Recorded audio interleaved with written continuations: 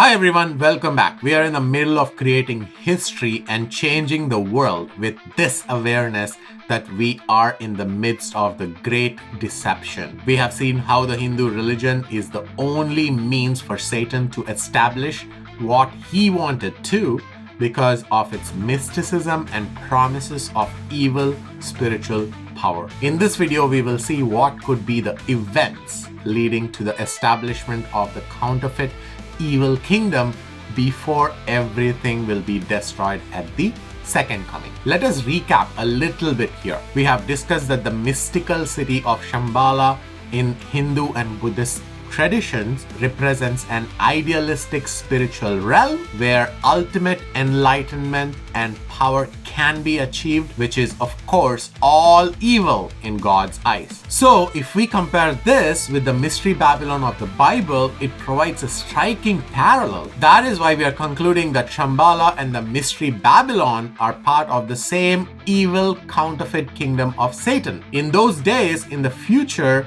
there will be a great deception through spiritual power, believe it or not. Jesus warned us about this in Matthew chapter 24, verses 21 through 24, where he said, "For then there will be great tribulation, such as has not been from the beginning of the world until now, no and never will be. And if those days had not been cut short, no human being would be saved. But for the sake of the elect, those days will be cut short. Then, if anyone says to you, 'Look, here is the Christ,' or 'There he is,' do not believe it. For false Christs and false prophets will arise and perform great signs and wonders so as to lead astray, if possible, even the elect." So, this evil Shambala promises ultimate spiritual achievement apart from the one true God. This perfectly aligns with Satan's ambition of completely overthrowing God from his throne. Then we talked about the unity of all religions into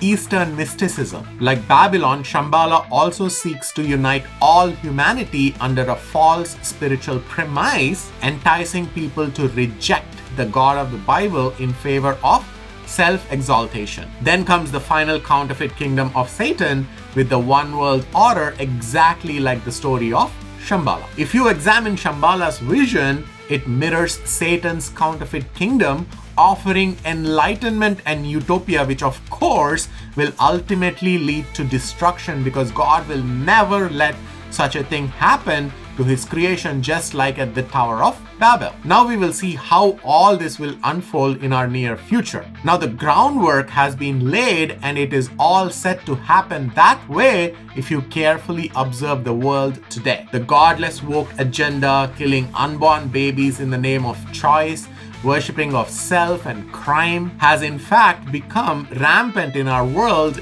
than ever before. How did it all start in the first place, right? It all started with rebellion against God. First in Genesis chapter 3, the fall of man in the Garden of Eden marks the beginning of human rebellion against God, facilitated by Satan's deception. This rebellion introduces spiritual death and establishes the foundation of Satan's dominion on earth. Then in Genesis chapter 11, where we see humanity's unified rebellion to make a name for themselves, sets the stage for the global spread of false religious systems. Babel then becomes the archetype of mystery Babylon. Then comes Hinduism, one of the oldest religions, which embodies Satan's kingdom principles. Its pantheism, polytheism, and promise of self-deification mirror Satan's original lie. You will be like God. Remember in Genesis chapter 3 and verse 5? Then the spread of mystical practices throughout the world. Through meditation, yoga, and spiritual enlightenment, Hindu principles appeal to humanity's desire for control, autonomy, and transcendence without any accountability to the Creator God. After that, there will be the integration of all the world's systems to form the one world government. This was prophesied by Daniel. The succession of empires, Babylon, Medo-Persia, Greece, Rome, reflects the intertwining of political and religious systems under Satan's influence. Then will come the modern secularism and mysticism in the new evil world order. We are witnessing that already, right? The resurgence of Eastern spiritual practices in the West, for example, yoga, mindfulness meditation, and the New Age teachings, are all the signals of the global integration of Hindu principles